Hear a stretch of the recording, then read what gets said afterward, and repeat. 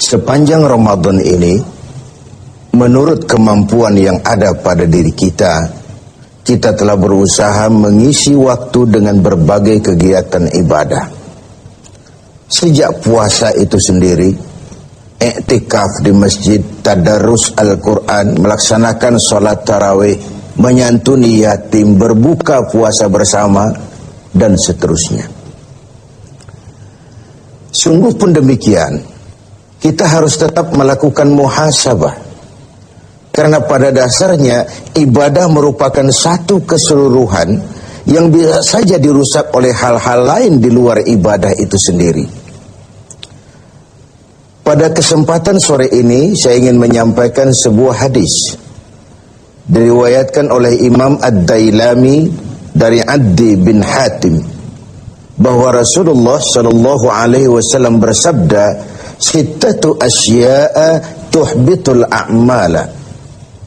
Ada 6 perkara yang dapat merusak suatu amal.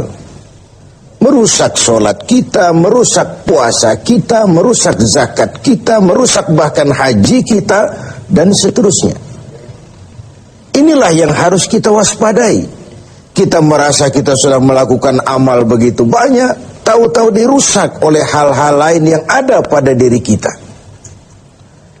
Apa 6 perkara yang merusak amal itu?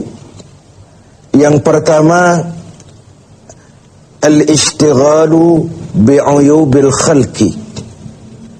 Seseorang yang terlalu sibuk mencari-cari aib, mencari-cari kekurangan orang lain. Sekarang ini oleh budaya kita, mencari dan membicarakan kekurangan orang lain bukan lagi hal yang tabu. Dikorek, dicari, kemudian berakhir dengan fitnah, dan begitu seterusnya. Dan itu merusak nilai amal yang kita kerjakan. Sibuk dengan mencari aib orang lain, lalu lupa kepada kekurangan dirinya sendiri. Bukankah dalam hadis lain Nabi mengajarkan, "Tuba liman syaghalahu aibuhu an uyubin nas." Beruntunglah orang yang kekurangan pada dirinya menyebabkan dia sibuk sehingga tidak sempat lagi mencari-cari kekurangan orang lain. Tapi sebaliknya celaka benar orang kalau waktunya habis dengan kesibukan mencari aib dan kekurangan orang lain, lalu merupakan aib dan kekurangan yang ada pada dirinya sendiri. Pemirsa TV7 yang berbahagia, sibuk dengan aib dan kekurangan orang lain dan asyik tenggelam di dalamnya, membicarakan si fulan, membicarakan si ini, menyebabkan kita terlena dan tidak sadar akan aib dan kekurangan yang ada di dalam diri kita. Dalam dunia jurnalistik ada ungkapan, bad news is good news. Berita jelek itulah berita bagus. Berita yang bagus biasa-biasa saja. Tapi berita jelek kalau diangkat, dikemas sedemikian rupa, bisa jadi berita bagus, menarik, kejutan, menimbulkan rasa ingin tahu, dan begitu seterusnya. Termasuk dalam konteks ini, setiap hari sekarang ini, kita dijejali berbagai tayangan-tayangan yang sibuk dengan aib dan kekurangan orang lain. Sehingga mengakibatkan itu lalu menjadi budaya kita, dan hal-hal yang tabu tidak lagi dianggap tabu. Hal-hal yang sebenarnya memalukan sudah dianggap tidak memalukan. Sementara sedikit sekali contoh dan pelajaran yang bisa diambil dari hal-hal seperti itu. Karena itu, dengan melaksanakan ibadah Ramadan, kita juga harus mawas diri. Jangan sampai terjebak di dalam kegiatan istighal bi'uyubil khalqi, sibuk mencari aib dan kekurangan orang lain, sampai melupakan kekurangan dirinya sendiri. Yang kedua, yang bisa merusak amal itu adalah waqaswatul qalbi. Orang yang keras hati. Hatinya itu kasar, keras. Beruntung kita kalau oleh Allah diberikan hati yang lembut, yang peka, cepat menerima kebenaran. Sebuah contoh, Sayyidina Umar bin Khattab, orang yang diberikan hati yang keras, tapi mudah menerima kebenaran, cepat menerima kebenaran.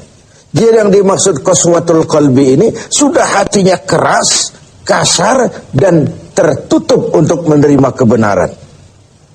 Hatinya itu degil, hatinya itu tertutup, cupik seperti katak di bawah tempurung, tidak mau menerima kebenaran. Nah, tatkala kita tidak mau menerima kebenaran, lalu kita merasa kitalah yang paling benar. Banyak sekali dalam perjalanan hidup ini orang-orang yang kemudian terjebak menjadi pemilik kebenaran, mengklaim yang lain salah semua, cuma dia saja yang benar. Akhirnya juga terjebak pada hati yang keras dan kasar seperti tadi. Hati adalah raja dari kerajaan tubuh manusia, sementara anggota badan kita yang lain cuma prajurit saja.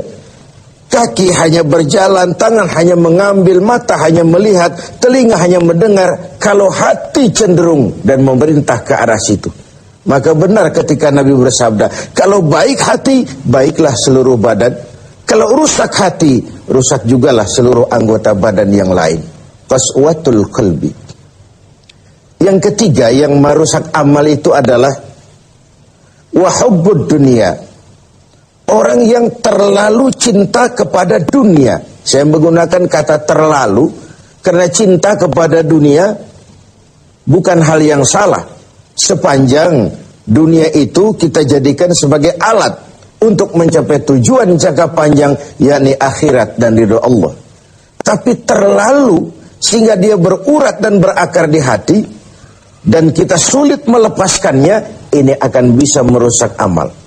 Sebab apa? Kalau kegiatan hidup kita sudah dipacu oleh hubbud dunia, cinta dunia yang berlebihan. Cinta dunia itu include cinta pangkat, cinta jabatan, cinta harta, cinta pujian, dan sebagainya. Kalau itu sudah overload, sudah berlebihan dalam hidup kita, kita cenderung melakukan hal-hal yang menghalalkan segala cara. Dan ini akhirnya akan merusak nilai amal yang sudah kita kerjakan. Bukankah ini memang penyakit kita? Hubbud dunia, terlalu cinta kepada dunia, lalu menjilat ke atas, injak ke bawah, sikut kiri, kanan. Masa bodoh teman jadi lawan, lawan jadi teman, asal bisa menggapai target dunia. Akhirat urusan nanti, yang penting yang sekarang. Padahal yang nanti itu ditentukan oleh yang sekarang ini. Kalau beginilah cara kita mencapai tujuan, kita sudah merusak yang nanti itu juga. Karena itu, cinta kepada dunia secara berlebihan dapat merusak nilai amal kita. Inilah Ramadan, di mana kita menghadapi renungan-renungan bahwa dunia sesuatu yang bersifat sementara. Pernah saya sampaikan pada mimbar kita ini dunia. Ambil apa yang memang perlu, nikmati apa yang memang boleh. Kalau bisa jangan gagal kita di dunia ini. Tapi kalaupun kita gagal di dunia, kita kan masih punya akhirat. Inilah yang menyebabkan cara kita mencapai dunia tidak menghalalkan segala cara, karena kita yakin akan pertanggungan jawab akhirat nanti. Itu yang ketiga. Yang keempat, waqillatul haya, sedikit rasa malu. Ini kan budaya malu sekarang ini sudah setipis kulit ari.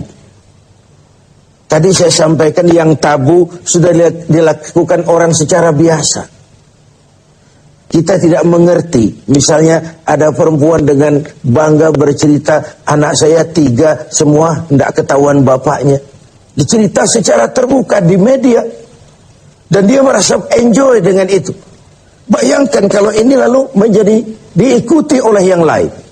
Bayangkan kalau ini menjadi sebuah tradisi di tengah masyarakat kita. Hal yang memalukan dan memilukan sudah dianggap sebagai sesuatu yang biasa. Tidak ada yang tabu lagi. Padahal malu bagian daripada iman. Tidak ada rasa malu, kurang syarat untuk mempunyai nilai-nilai keimanan. Nah, dengan puasa kita justru menimbulkan rasa malu yang paling tinggi, yaitu malu kepada Allah Subhanahu wa ta'ala. Kalau tengah hari Ramadan kita makan, tidak seorang pun tahu, tidak seorang pun lihat, dan kita tidak mau melakukan. Kenapa? Karena kita malu. Malu kepada siapa? Malu kepada Allah Subhanahu wa ta'ala. Dan ukurannya adalah nurani. Ukurannya adalah nurani. Yang kelima, yang merusak nilai amal kita adalah watulul amal. Orang yang terlalu panjang angan-angan, terlalu muluk cita-cita. Silahkan saja cita-cita digantungkan setinggi bintang di langit, tapi kaki harus tetap berpijak di bumi. Kaki harus tetap berpijak pada realitas. Kalau tidak, kita akan jadi penghayal kelas berat, tukang lamun kelas tinggi, yang hidup cuma mengumpulkan jikalau, andai kata, umpama, dan misalnya. Orang sudah kemana-mana, kita masih terjebak di situ. Yang terakhir, wa zalimun la yantahi. Yang merusak amal adalah perbuatan zalim yang tidak pernah sanggup kita hentikan. Zalim dari kalimat zalama, kegelapan. Kita terlahir putih, bersih, suci. Kitalah yang menghitamkan diri kita sendiri dengan perbuatan-perbuatan yang menentang Allah. Dan itu artinya kita zalim kepada diri kita sendiri. Semoga kita dapat menjaga diri dari hal-hal yang merusak